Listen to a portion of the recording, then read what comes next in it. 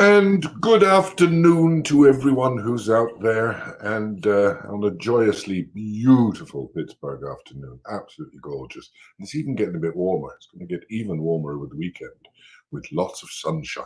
Spring has come, although I strongly suspect that second winter may not be far behind. But it is gorgeous here today, and I hope it's gorgeous where you are, and I hope you're all healthy and well and getting your vaccinations and generally enjoying life. Hello there, Shelley. Sun is shining, but it's cold out there. Well, it's not exactly hot, let's say, but it's a lot better than it has been. Anne, how wonderful for you. Having your Irish soda bread and butter for your afternoon snack. You can't beat good Irish soda bread. And hello, Jim from Greensburg. How are you? Good to see you there. Do you quit yourself now? Fitz Jamie 1. And do you smother quit? Hello, David. There you are in the UK. David is at the real Stratford. And Keith, welcome back. Keith, lovely to see you, and I'm glad that you're getting better and feeling a lot healthier. And we are all very, very delighted here in the PICT family. I hope everybody is feeling healthy. I am, because I've got my coffee. I'm only on my 6th mug of the day. There we have the usual ad going up. Remember, you can always sponsor a webinar, and we're very grateful when you do. The webinars are always free and always will be free, but they still cost us money to produce. So if you're interested in sponsoring a webinar, and many of you have been very generous about this, please just send us an email and we'll send you the information about it. You can sponsor it in your own name. You can sponsor it in somebody else's name. You can do it as a recognition of a family member or friend, but we do appreciate when you do. And of course, any donation and every donation is really welcome. So we thank you when you send something, even your love. That matters too. The fact that you come and join us every Friday is a wonderful donation of your time and your faith and your belief and your love of what we do. But the odd few dollars helps as well, pays the bills. You know what I mean? Love doesn't pay the bills. We need the odd few dollars for that. Anyway, who's that joined us? John Henry, there you are. And Kay, yes, welcome back to the weekly gathering. Where would we be without each other? That's what I say. So, yes. This week actually is going to be interesting. I have a guest with me this week. I'll tell you more about him in a moment. And we're going, who's Dennis? Dennis, nice to have you back out there in the wilds of Westmoreland County. Barbara, hello, welcome to you. And yes, you'll be seeing Johnmichael in a few minutes. James, nice to see you too. Finally, in time to send greetings. Are you suggesting you're sometimes late for the webinar? Tut, tut, tut, I might say. Mind you, of course, you can never be late for the webinar on the basis that as soon as it's finished, it's up there on YouTube. So if you're a subscriber to our YouTube channel, you can pick it up the minute I stop speaking, go to the YouTube channel, or a few minutes later, and there it is all over again. In fact, you can listen to it all over again, should you wish to do so. And in fact, the YouTube channel now is now completely full of every webinar that we have done over the last 12 months. Since we started, which I think was April of last year, all of them are now on the YouTube channel. So if you want to check back on anything, if you want to look at something again, if you want to prove me wrong, anything you'd like to do, go onto the YouTube channel, and there it all is available to you free of charge. And what I must say this, I'm really pleased and proud of the fact that there are some people out there, they're teachers working in colleges and schools, who are using these webinars as part of the teaching aid. And please do so, feel welcome to do so, because these are our gift to you. And as I say, they're not lectures, they're discussions, they're observations, they're thoughts, and everything I tell you may be wrong. And if you can catch me out and prove me wrong, I'd be thrilled to hear it, because then I'll be right the next time. But the fact that people are using them for teaching purposes, I'm very proud of that, and we at PICT are very proud of that. And famous for being in a great, yes, indeed. Westmoreland was indeed spoken from the mouth of Henry V in Shakespeare's play. He never did say what the line I always wanted, which was, "Oh, saucy Worcester." But that's a very bad joke and a very bad pun, and I wish I hadn't brought it up now. I blame you, Dennis. So how are we doing? Oh, goodness gracious me, it's now 2:05, and I think it's about time we made a start. And if people do turn up late, more pity on them.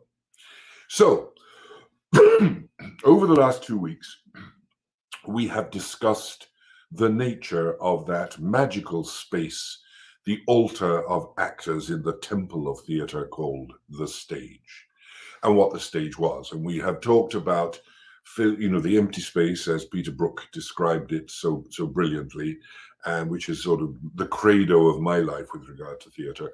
And we've talked about how you fill that space and what you do while you're filling that space to enhance and to support the performance of the actor.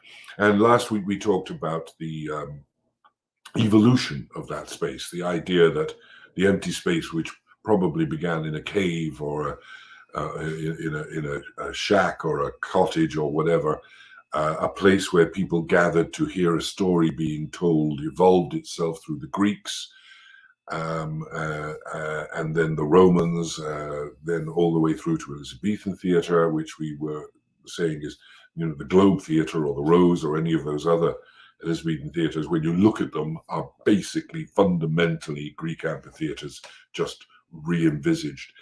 We talked about the what I consider the aberration, which was the evolution of the proscenium stage, where instead of having actors and audience in one room, you actually have them in different rooms with a hole in the wall between them. And the fact that as we moved more into the modern age, and from certainly the 60s on, the development of theatre in the round and back to amphitheatre form became more prevalent. Now, I didn't mention one particular staging form over those discussions, and I wanted to do a separate one on it because it was a theatre form or a stage form that we actually took a serious look at and had a serious experiment with here at PICT.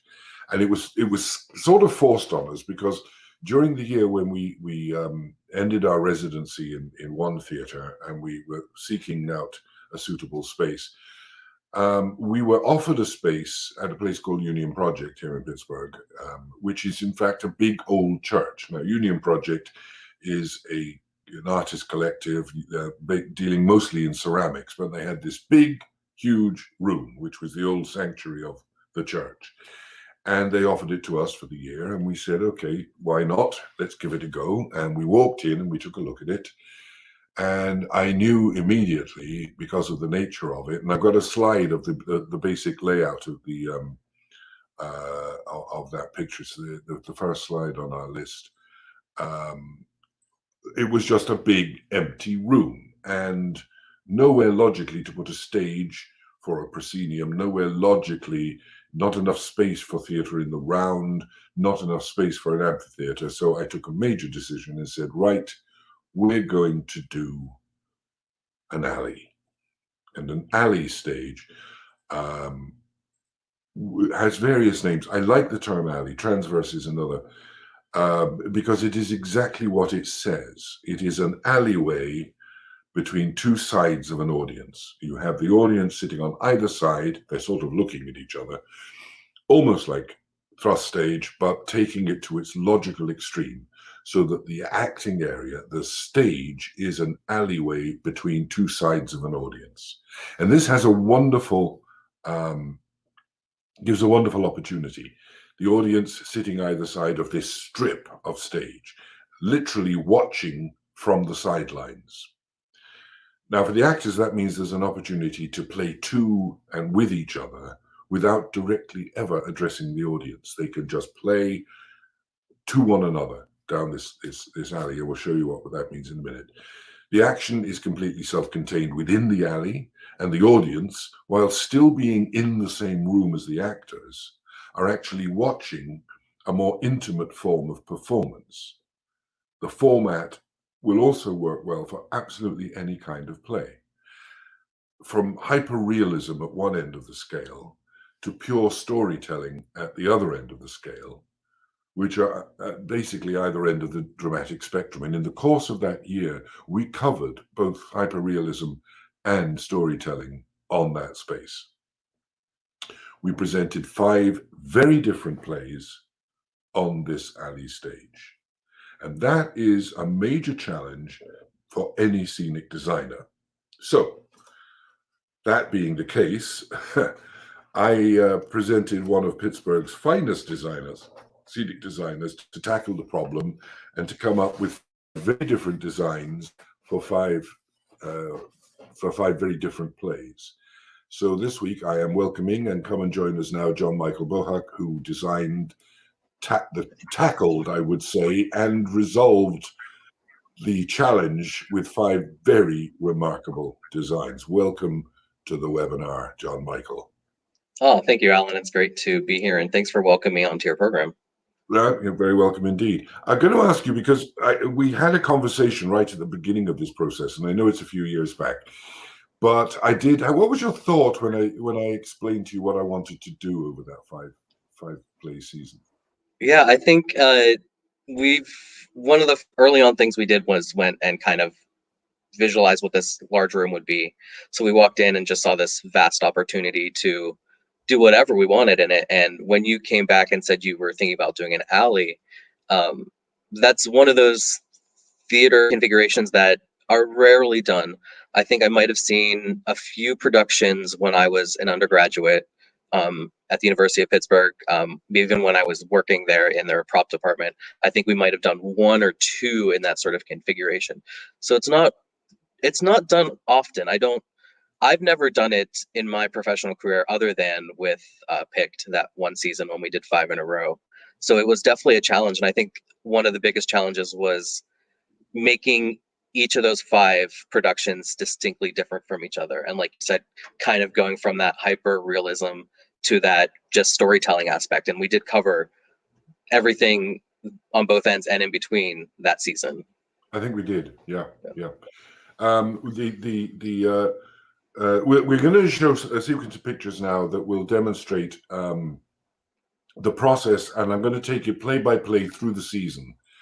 Now, first of all, let's if we can, let's take a look at that ground plan of the big hall. Have we got that one there? There we go. Now that's it. That is literally what we had. At the bottom of the picture, you see the 2 entrance doors. At the back of the picture, you see what was probably the altar area, but none of it lends itself easily to the creation of a theater that can seat maybe 140, 150 people and give a normal concept of stage, because not only do you need a stage, but you need the ancillary area behind it. And that's why we took the decision that we would create an alley right down through the center of that picture, that great hall. And if you go up to the next, you'll see the first rendering that you did, the first sketch you did for our first production. And that was Willie Russell's play, Shirley Valentine. And here you see that is exactly an alley configuration. Audience on 2 sides and the stage right down the middle. Now, if you recall, I decided we would do that because it was a 1-person show and it only had 2 locations, which I thought was a way of discovering really how the space would work, because we also had to build the seating, we had to do everything. We wanted to keep it simple. So what were your thoughts on first attacking this piece? Well, I think Shirley Valentine, the script itself, lends itself to two distinct looks. So you have the first act where Shirley is in her kitchen, and she sits at her kitchen table most of the time, and she might go to her stove to cook the fish and chips, or egg and chips, and the refrigerator. So we wanted that sort of the kitchen to ground her in. She was very much just sort of a housewife. She was home all the time and didn't really. She only dreamed of going other places. And then in the second act, she's in Greece. She's on a beach in Greece. So we had to. Our main problem was, do we do a set and then an intermission, change the set completely? But that would have made us maybe move the audience out of the room for this, and there's only a little lobby there and some outside space for them to go. Or is this something we want to show them, us sort of changing over the set there?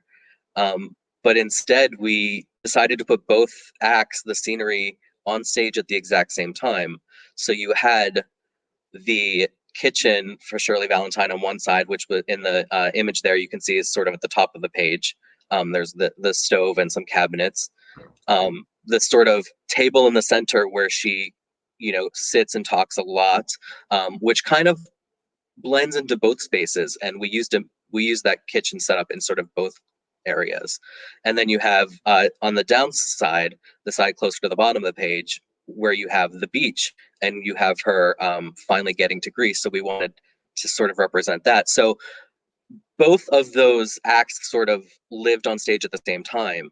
And the alley really allowed us to do both of that because we had a wall on both sides of the set. When you're in thrust theater, you have. You did a rendering of that set, a graphic rendering. I want to look at that next. And there you see it. That's the 3D rendering of that graphic that we've just shown you. And one of the joys of it was that you can focus the audience's attention exactly where you want them to be, just by what you like, what you don't like, where you act, where you don't act. And by using, you use the floor very cleverly, and the tiling of the floor slowly blended into the beach, so that when we wanted to use a table at the beach, it was the same table. You can very, very, very specifically control what the audience look at, and by the way the actor operates, and by the way we light it, and by the points of focus that we draw the audience's attention to. So, for instance, when she actually does physically cook egg and chips on that cooker on that stage right in front of them, the audience could smell it. Yes, it was smell-o-vision. But that really was, and also we kept it very narrow, you'll see. That was the narrowest we had the stage, but it literally was all that was required, which is another, I suppose, aspect of this format, that you put onto it only what you require and nothing else. I think that stage was only about, what, 10, 12 feet wide? Yeah, I think it was about 12. I think we kind of kept the platforming to standard platforming we would have, in stock.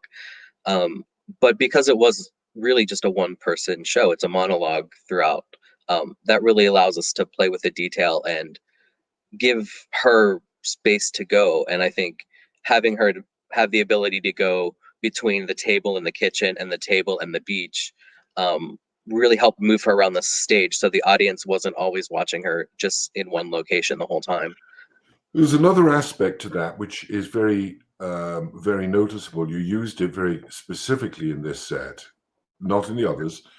The curving at the end of the set, the way that the set, it's almost like you've taken a cutout of a little world, a demi-monde.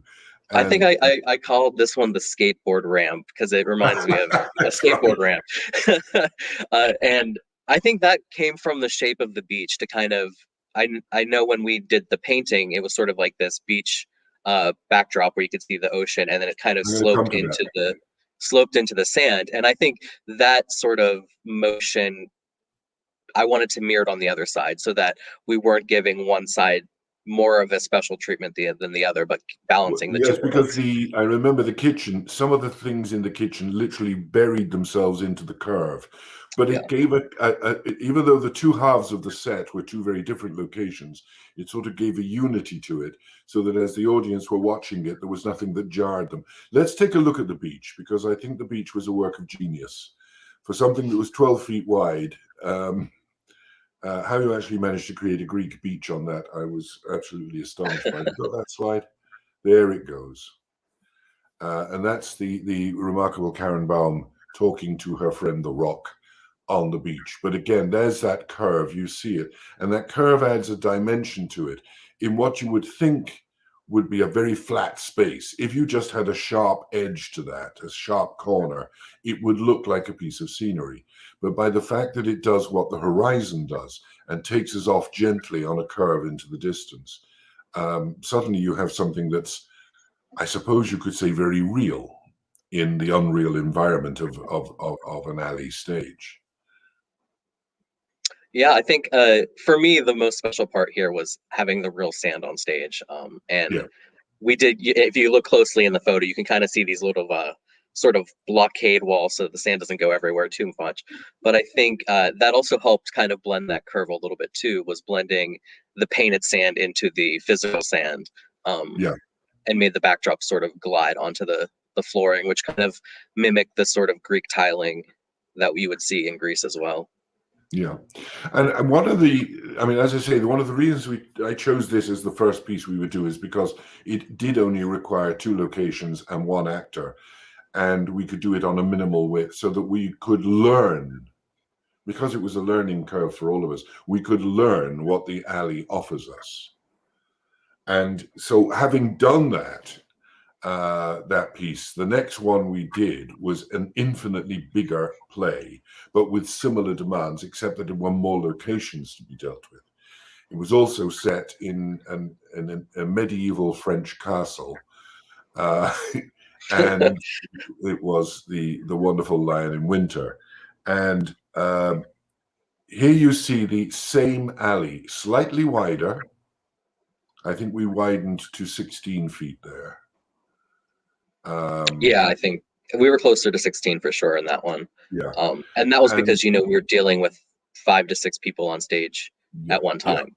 yeah. But also, you were also dealing with a different director. I didn't direct that one for the simple reason that that's me sitting at the back of the table playing King Henry. But so how do you create a castle? How do you create the mood of a castle, a medieval castle? What were the conversations that you had with John, the director, on how you make that statement in the alley format? Yeah, I think reading the script for this one, the script talks about various chambers. You go from the dining area into, the Queen's chamber, the King's chamber, the throne room. There's so many different locations, and that's something that you can't achieve sort of in an alley situation. There's no room to store stuff off stage, and there's no time to bring it on. You don't want to distract the audience with constant scene changing. So we really wanted to create the feel of a vast castle, an enormous sort of gathering room, where all these things could play out. So we decided to set it around a sort of large banquet table that's being prepared for the holiday, right around Christmas. I think during the one of the scenes, Eleanor is actually going through and hanging pine and holly around the set as well. But to kind of give that vastness there, we kept the floor treatment very minimal. It just kind of blends into the actual carpeting of the theater. So the color tone just kind of made the whole set feel expansive to begin with. And then we hung this large banner of the sigil of Henry on the one side that became an entryway. There's, the slit that you can see in the one photo there. And then we just decorated the room like you would decorate a castle. There were large candelabras at both ends of the stage. There's a large chandelier crashed to the floor that we used when we go to Eleanor's chamber. She kind of had a moment where she's decorating that with like her jewelry and stuff. So that became kind of her moment there. But it was really about trying to capture the great hall aspect and It certainly putting did. those That medieval table, elements. I know, having acted around it, that table was vast and incredibly substantial. It looked like you could balance an elephant on it. It was a marvel, but in fact it wasn't, because coming to your other point, in the second half of the play, there are other locations. You've got to be in a bedchamber, you've got to be in a dungeon, you've got to do various things. So you did a very clever thing with the table. Can we see that next slide? You'll see that half the table, you split it. Yeah, we split it in half. The whole play talks about the tension between the family members, and to the point where they, physically could have broken this table in their great hall. And that sort of symbolism we did there, we split it apart on stage, and one area became the dungeon, and we had the actors sort of captured around it. And it allowed us to kind of create two distinct locations there without trying to do a lot of scene changing. We used stuff that was already on stage and just reconfigured it to show a new location. And it also resolved another aspect of the alley stage, which tends to be that it is long, a long rectangle. By splitting the table that way and turning them sideways, you created the illusion of two wider rooms just by the shape and dimension of the table. But I want to come to the other point I make about the alley and it as a space. If we go on to the next one, which is also Lion in Winter, there you see the other perspective with the candelabra in the background on the ground. But what you notice about that scene was photographed as we were acting, that the actors are acting to each other and not to the audience. That the actors are engaged in what is a strangely intimate space that doesn't seem to account for the audience, because the audience are on the sidelines looking into it. And I'll come to this when we come to our fifth design. But this, to me, is one of the most, and I've talked about it to a lot of the actors who worked with us that season. There was a delight in the actors' hearts that you could be on a stage doing a play where you don't have to think about the audience, you just have to think about playing the scene to one another. And that particular photograph is a very good demonstration of that aspect of acting together while the audience are looking into the fishbowl, as it were, which I think Lion in Winter was a very, very good example of. A large number of, 5 or 6 actors in one scene, in one space, playing to each other. And I found that wonderful. Now, the next play we did was the real challenge, because the next play we did was Shakespeare.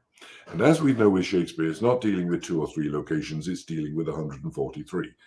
And so we had the challenge again in this alley environment was to build a set that would be everything we wanted it to be when we wanted. The play was The Merchant of Venice. There you see the initial rendering for it. And again, you'll see that it is a strictly controlled alley. The actual fundamental, although the stage looks remarkably different, when you consider what we just had with Lion in Winter, we follow with this. Now, we wanted to give a sensation of maybe Manhattan, maybe in the 20s, maybe, but wealthy, opulent, rich people. And so the mood of the set had to have a degree of opulence to it. So how did you approach that? Yeah, I think this one, for me, we started designing the costumes first. I think you came with the idea that you wanted this sort of 1920s opulence, early 30s, just glamour sort of idea. And the set itself has to be able to be manipulated in so many different ways, because there are a lot of locations in Shakespeare, and you can't really skimp on some of them in this play. You have to have, the courtroom, which we go to in the end, but there's sort of the meeting room at the beginning. There's the room with the chests, the locked chest with the 3 keys. So I started playing with what the furniture might look like in this world and how utilitarian it could be and how minimal it can be. So we built these sort of white leather chaises and side chairs to become all of the furniture, depending on how they were arranged in the space. Um, and then I wanted that to extend to the floor, and the floor needed to feel very rich and very sort of deco in a world as well. And my ideal was to use leather on the floor and do this sort of leather and wood treatment. Um, and then, of course, budgets come in and you can't afford real leather. But our painter on this show, the very talented Debbie Thomas, did a technique where she used tissue paper on the floor and got the same texture as leather and then shellacking many layers of it. So she created a beautiful floor, which I think we'll see in the photos kind of to come. But I think the floor really helped in this one kind of set the location and set that sort of opulence in the world. There you see it. Yeah. And then the dark floor with the contrast of the white leather furniture, just the contrast itself really worked for this sort of Art Deco feel. And then the sort of railing around the set also helped furniture-wise because we had actors sitting on it in different locations. You could make a seat out of anywhere in that sort of boxing ring, which is kind of what I imagine it to be. Yes, it was a kind of the railing, which was, we built the railing for this show. I think we still have it somewhere. But it did, you know, one's initial thought was, why are we putting a barrier? But in fact, it isn't a barrier to keep audience out. It's a barrier to keep scenes in. And the barriers, I mean, you could say that the play is about the barriers between the Christian world and the Jewish world. But also, each little sequence within the play, each scene within the play, each segment within the play could be defined by those barriers, because sometimes they were merely seating and sometimes they were enclosures, but it worked beautifully well and still on that same space. And you're right, Debbie's brilliant use of the floor, because when you think that the dark squares on that photograph were all tissue paper, and the white furniture was being slid across it night after night to create the different locations. If we go on to the next picture, you can see yet another location just by moving the furniture. We're now in Portia's house. There you can see the caskets with the gold, silver and lead, by moving that furniture around. But again, look at the way the acting is taking place. It is all within that, as you say, that boxing ring of a set. It doesn't have to be acted out to an audience. The audience can look into it all the time. So the actors are in a really quite unique performing situation where all they have to do is act to one another. They do not ever have to be concerned by, apart from vocal projection, obviously, they never have to be concerned about where the audience is. The audience is there looking in on them. They've got this almost, as I say, it's like a fishbowl in that sense, that the performers are within that alley. The audience are the side walls of the alley and looking into it. And in a way, it's no different, for instance, well, as I was discussing last week, to the courtyard concept of staging a play, or even the Elizabethan concept. Elizabethan is based on the thrust, based on the amphitheater. The thrust is merely extended right the way through the audience. So we take away one end and are left with the two sides. It is fundamentally that same theatrical concept, that same staging concept, but carried through to its extreme by cutting off one end and just leaving the two sides. But by doing that, you release the actors from needing to play to the audience. The audience play to the actors in that sense, which is what makes it so exciting. And Merchant was a very interesting experiment because we did manage with a very few pieces of furniture, but very specific pieces of furniture.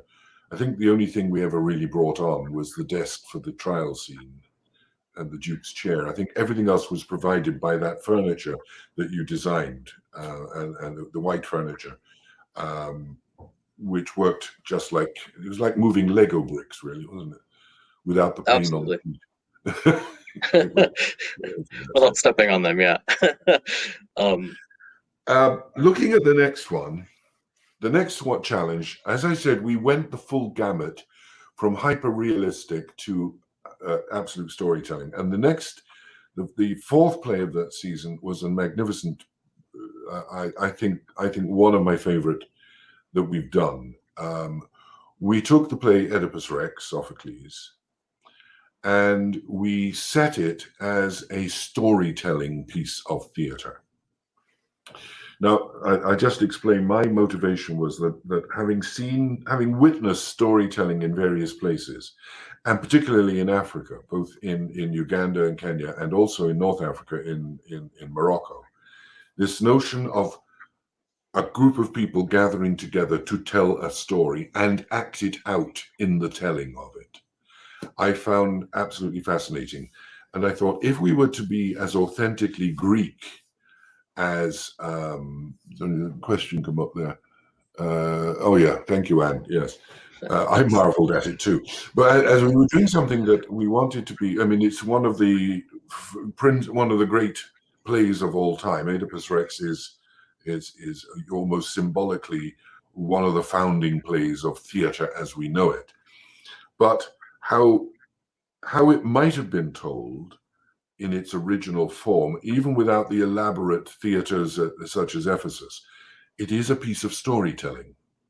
And the Greek chorus are telling a story, and actors play certain roles. So we took it to its extreme on that basis. And because I had seen this kind of thing in Africa so much, I decided we would make it. We used an African-American cast. We made it an African storytelling. And I remember I think the only brief I gave you was that my memory of Uganda was always the red earth, that the soil is red. Yeah. And you went with that in a big way. Very much so. There it is. You want to talk that one through? Yeah, obviously the red earth is kind of what spawned the whole design for this set. But one other thing I wanted to do is I didn't want to be forced into the rectangle that we had done the previous 3 shows. They were all very rectilinear. This one I wanted to feel a lot more organic and natural. So the edges of the set get very amoeba-like, and adding on various levels for the actors to play with. Some of the ledges can be sat on, some of the ledges can be laid on. And that gave many opportunities to move the actors around the stage, but also left a really large area downstage, meaning the foreground in this photo, to sort of be the large storytelling gathering area. And then upstage, we kept it very simple, just having a sort of obelisk doorway that worked for various moments in the script, most specifically for the palace, the Thebes entry there. And then in the back, there are just these hanging pieces of cloth with texture. And that was to really give an opportunity for mood shift, and lighting played a lot with that, just to kind of create a backdrop and change the mood of the show through different lighting and color on top of that. Yeah, it was actually the upstage area, which was not acted in. It was purely for mood, but it gave a wonderful sense of location, and that I kept seeing feeling of sort of bamboo and various other things. The image, but it was giving the audience a sense of space, not only through the physical texture, but through the way that light would play on it. But to come to the space itself, and you say quite correctly, here we are. You can see the actual stage being used. That major frontal area of the stage, the alley aspect of it, became a storytelling ground. And what was wonderful for me as a director and for the actors to play on, was that they literally could sit in a circle and tell each other a story. And it was that fundamental that, yes, we had the archway, which looked like it had been cut from stone. We actually had the Sphinx appear on top of it at one point. But the majority of the play was played on that circular area, everybody in identical costumes, everybody looking the same. And it was a storytelling, so that the actors had the ability to literally step out of the circle and become somebody, and step back in again and be a part of that storytelling process. To be able to do that effectively, I mean, you can talk about it and say, well, that's just fundamental acting, that's the empty space. But the empty space must support the acting, which was always my premise over the last 2 weeks. And in this sense, that the empty space did do that by the uniformity of its color and the simplicity of its openness, if you like. So that when something, and there are two characters in the play that are not part of the, you might say, the family of the story, the two outsiders, which are the Sphinx and Tiresias, yep. Right, who is not from Thebes. He is an outsider. So when he came on, where everybody else, they were African-American actors, everybody in a uniform costume, everything. When he came on, looking different, we literally whitened his face, and he was blind. He was almost like an anachronism within that he was in something that was coming into the story to screw it up with his prophecy. But that was just a side point. But my major point being that the actual set itself, the way it looked, told the audience, who were looking not just at it, but almost on it. They were looking down on it. This is a space where we tell a tale. This is a space where we're going to tell you a story. This is a space where you're going to see not just, and this is why I was so pleased with what you did and what you achieved with this one, that we're not just bringing you to the theater to see a play, we're bringing you to the theater to show you how the theater works by telling you a story. So you were looking at a set that was in fact demonstrating what a stage is in that very pure sense. And I don't think we could have achieved it as well on any other stage format than the alley. We could have done it on a thrust stage, you can do it on a proscenium stage, but the alley gave us that opportunity to let the audience observe it complete, and that the actors were not telling them a story, they were telling each other a story, which to my mind was, that's why I say that's one of my favorite sets that we've ever done. I love it because it wasn't just a perfect set for the play and the production, but it was a perfect set to demonstrate what a perfect set is in your theatre terms, you know, which I suppose what we always try to achieve. And you never know when you're going to achieve it and by what means. But then suddenly there it is right in front of you. And I remember when I saw that first sketch that you did for it, and I thought, yeah, that's it. That's Oedipus. That's perfect. And that was number 4. Now already we have run the gamut from a beach in Greece and a kitchen in Liverpool, and we've gone back to the 11th century castle, and we've gone to the 1930s New York penthouse, and then we've gone to a village in Africa. Where do we go now? You have to be Irish. So yeah. There we go. Now, I remember what I said to you when we started on this one. This was Scythe by John B. Keane. And I said, what we're going to do is build an Irish cottage and then take the top off it, take the lid off. Yeah, you said you want to put an Irish cottage right in the middle of the Union Project space, right. And I think we achieved that. I think we most certainly did. I know that our then production manager just said he never wanted to see polystyrene again as long as he lived, but the effect was exactly what we wanted, which was to take the fundamental simple Irish cottage which is what the play is set in, and put it in the middle of the stage, and then take away the side walls and the roof so everybody could see it. And that, to my mind, was a perfect example again of the efficacy of the alley. You couldn't do it like that in any other format. You couldn't have the end walls and take away the side walls and the roof and see the whole environment of the play. I think what I really loved about this one was this sort of exterior that we had, and you really only noticed it, the audience only noticed it really when they were walking into the space. Yeah. But you needed it there because there are so many characters that come to the door, and you really need to show the audience the door there and what they're coming through and what world they're coming from. But through the majority of the play, the audience is looking into the set, so they're seeing the back of that wall, which I believe there was a bench and some decorative things there as well. But it was very, very much just a slice through a house that we wanted to create, and the shape of an Irish cottage being so rectilinear really worked so well in that space.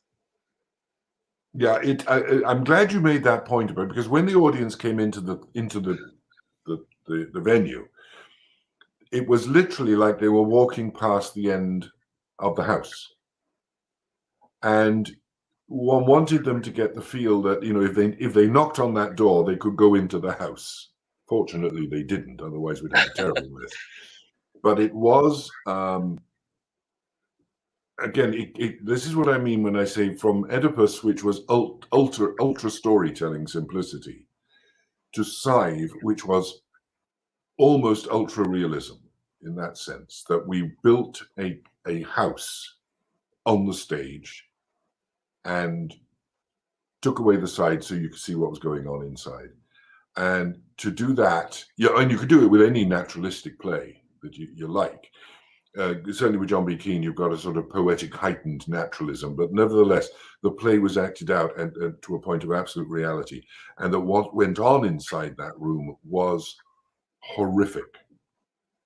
The selling of a girl into marriage, the desperation for money, the poverty, the grinding hatred, and the tragedy at the end of that play was happening. You were looking in through the windows, as it were, at this life going on, and that's exactly what we wanted to achieve. This notion that the audience were looking in through the windows at something horrible that was happening, and it really did. I know the audience were really shocked. I mean, some people, when it came to the end, everybody was waiting for the happy ending, and suddenly there's a dead body in the middle of the stage, and they were horrified because they were looking in on it.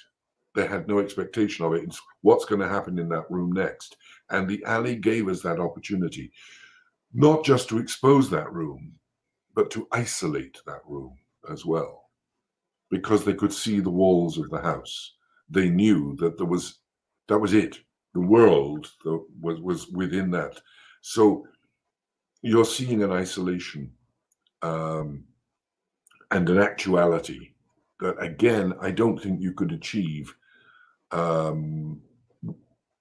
with any other staging. Can we go to that picture of looking through the door? Was that the last one we had up, or was it? That's it. Now here you see two shots actually, where you see the character of Thomasin Jean-Rua on the left of the picture. We are looking through the door into the room. It's a wonderful expression of how this concept of design works. That he is looking out on the world. And he's going to slam the door on the world, because what he wants is the control of the room that he's in. And in the other picture, you see Scythe herself doing her homework, good schoolgirl, and her aunt admonishing her as usual. But that is a totally domestic scene. And to come back to the point I made about when we were talking about Lion in Winter, here is an opportunity for actors to act purely to each other, to react purely to each other, because the audience are outside the window. What did you, I mean, I suspect you had a lot of fun with that one. It was a great I would say research project, because I had to do a lot of research on what the interiors of the cottages look like and include everything you would find in that main room, whether it be the hearth or the work table or the hutch that kept, you know, everything in their house. And then trying to put all of that in a space, but then take all the walls away, or enough of the walls away that you weren't really changing the mood of the set. Yeah. And I really did like how the half walls along the bottom became a barrier for the audience.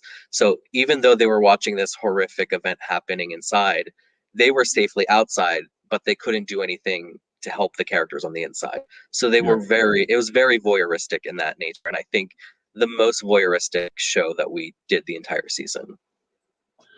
Yeah, actually, I like your use of the word voyeuristic, because that's what it was. I mean, you're looking at a terrible, terrible thing happening. You know, you're watching the negotiation of the sale of a schoolgirl into marriage. You're watching it. You're hearing it. You're almost, in a way, sympathizing with the poverty and horrified at the actuality. And there's nothing you can do because it's happening inside that room. You are, as in life, you see horrible things happening in the world. There's nothing you can do because you have a point of separation from it, either national borders or local borders or whatever. Here, it was down to that very, very fundamental, simple thing.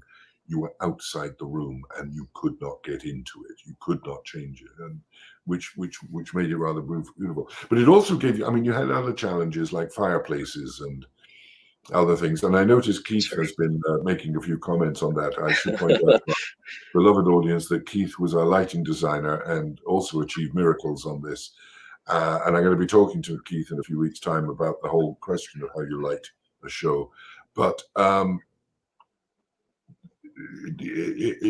you said you did a lot of research into the actuality of that poverty cottage. Was it easy at the end of the day to build that? I think it was fun. I think the challenge of it was fun in making sure we included everything that we wanted to include. It was a great project for, again, the shop to build. All the textures that we included, the sort of rough cut stone wall, you know, painted over with white and then aged and decayed, and then the sort of half walls that were broken away. There was a lot of small detail to play with, and I think the shop, even though they had so much work to do, I think it was a really great project for everyone involved to sort of bring this to life. Yeah, it certainly, I think, I mean, you know, my takeaway from that entire season, as I say, it was an experiment for the company. It was an experiment for me. It was an experiment for the company. It was an experiment for you. We were all the actors were challenged by a physical acting space, a physical design space, a physical production space that none of us had ever tackled before, and that had this one fundamental challenge, which was we present a play to each other and we let the audience watch from outside. And the takeaway for me on that was that the actors absolutely loved it. They found it so much more exciting to have that freedom, not to worry. They knew the audience could see and hear everything. All they had to do was to perform. For you, that challenge of, I mean, every time you design a play for the stage, you have that challenge of originality and uniqueness. But that this space gave you, I hope, the opportunity to rediscover the empty space in a new way. Absolutely. I think when you work in a proscenium space where the audience is just on one side, you don't have to show the audience as much. You only just show them, you know, some illusion of what you want them to see. They don't see what's behind it, what, you know, the support structure is. In this one, we couldn't have all the bells and whistles and attachment points everywhere. We really had to find creative ways to create the world for the audience to be a part of the world as well, and to feel like they're, you know, either watching it or part of the play, as far as, or like in Oedipus, where it really felt like the audience was part of the storytelling, or in Sive, where we really wanted the audience to feel like they were separated from the story. And getting to play with that audience interaction and design what the audience is feeling was a very interesting project to do the entire season, and changing the audience's perspective and feeling of how they were watching the show. Yeah, yeah. And I must say, when we left Union, but we only did the one season there, the 1 year, and at that point we moved into QED. I felt that we had discovered possibly or refreshed one's way of thinking about the use of a space, because we found ourselves now, for the first few plays we've done there, we did mostly in a proscenium format. But now I'm going to start branching that out, because using the discoveries we've made to use thrust stage and to use alley stage again, because we have the facility and the space to do it. But it is, I think, a wonderful opportunity for any company to be able to say, for one whole season, for 5 very different plays, we're going to stick to this one format and learn more about what that empty space is and how to fill it, which I think that particular season managed to teach us. I'm just checking out, because we're coming towards the end. Have we got any questions out there? Anybody got any questions to ask? Do pump them up. I'm delighted to hear them. I must say, over these last 3 weeks, it's been, here comes what? No, Johnmichael, what inspired? What? Yes, there's a very good question. What does inspire you as a designer? The first thing, whenever I read a play, and it's because when I was at Pitt, I also studied architecture, is I always want to try to represent the location or the period which the play was either written or is trying to portray. So I always come at a play from an architectural standpoint first, and then I change that and morph it into something that works with the parameter of the script. So I love doing the research into, the period and what things look like then, and the small details of what each prop might look like, and then seeing how that might translate into the play. But my favorite thing is really just creating a world for the audience to walk into and know what the play is about before they even start the first word of the play, where you can create a world where it creates a mood and an effect on the audience before or as they're sitting down. So this sort of configuration, either a thrust or an alley or anywhere an audience can walk in and see a space to set the mood. I love being the first one to sort of tell them what the story's about before the actors start acting. Yeah. And which is also true of light as well. Before the actors and the costumes ever come onto the stage, they see the space and they see it in light, and the mood is set, the mood is built, which is another reason I always say the proscenium is an aberration, because we put a curtain in front of the set. When the curtain goes up, the audience is so busy looking at the set, they miss the first scene of the play. I think all the shows I've done with PICT, when we've had a proscenium, I don't know if I've ever used a curtain, just because I love doing that, showing the audience what it is before we start. I hate a curtain. I hate it. I think it's a terrible aberration. Dennis, what's something specific you learned from a design failure? There's a good question for you. I think with any design and any theater, there's never time to accomplish what you want to. If we could build a show and perform a few rehearsals, and then I had more time to go back and change things, I think that is always a shortcoming of theater, because there's always things when I'm sitting in audience, I'm like, oh, I wish I did that. I wish I could have included that. Oh, it would have been really interesting if I just put this one thing on that shelf back there. And even though the show isn't about that object on the shelf, just that thing being there could kind of clue in some sort of metaphor or something with the show. So I think for me, it's always wanting to adapt and change the environment and make sure it's perfect. And in theater, there isn't time to do that a lot of the time. We don't workshop shows for months. We're in and out very quickly. So the failure there is not recognizing all of these things as you're designing, but then finding things later that you wanted to include. But I think with any design I've done, I've always been happy with the result of where we've gone. And if it's successful in telling the story and not taking over the story, then it's a successful design. Yeah, well, I think that's. I mean, would that we had Broadway budgets and we could we could have 10 previews and then say, let's change this. Have you ever been a project where your initial idea changed radically through production process? Oh, absolutely.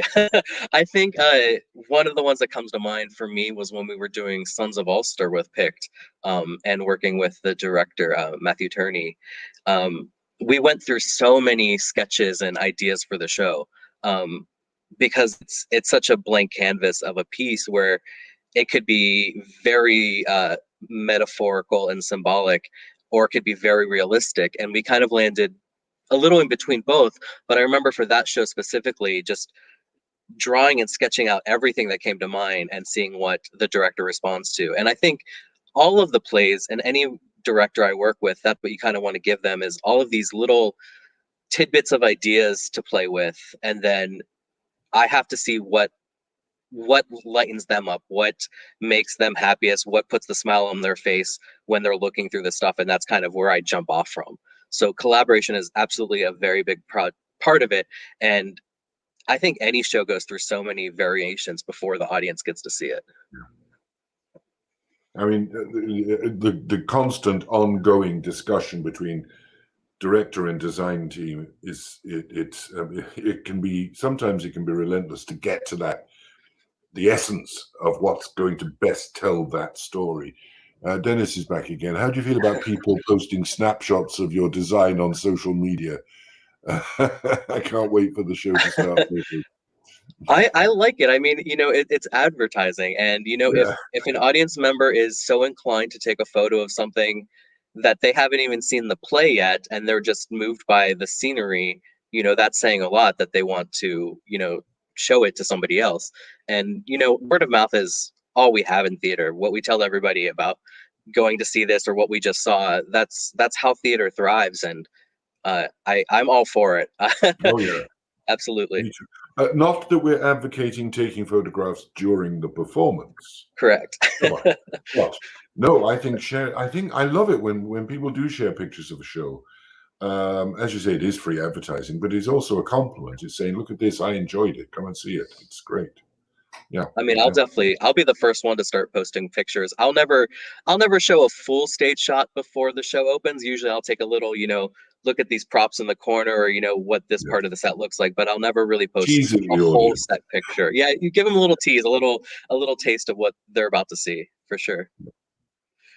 Well, that wraps us up for this week. Johnmichael, thank you so much. And we're going to have you back again at some point later in the year. But thank you so much for joining us today.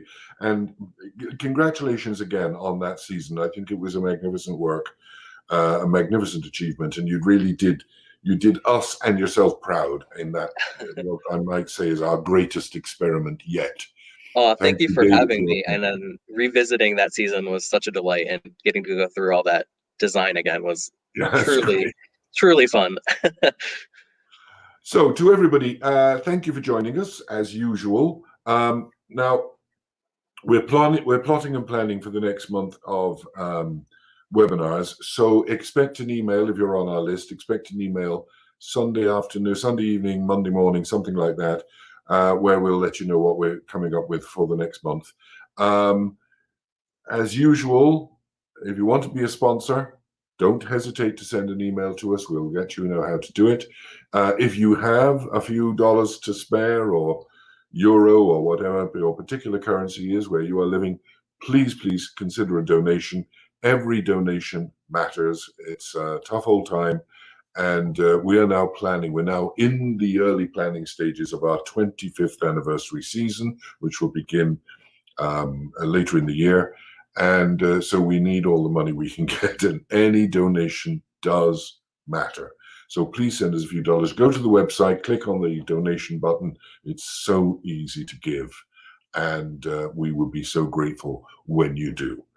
And apart from that, I think that's everything, except to say, do get vaccinated if you can. Do keep wearing your mask for the foreseeable future. Do wash your hands. Do take care of yourselves. And we will see you all next week. Thank you. Bye now.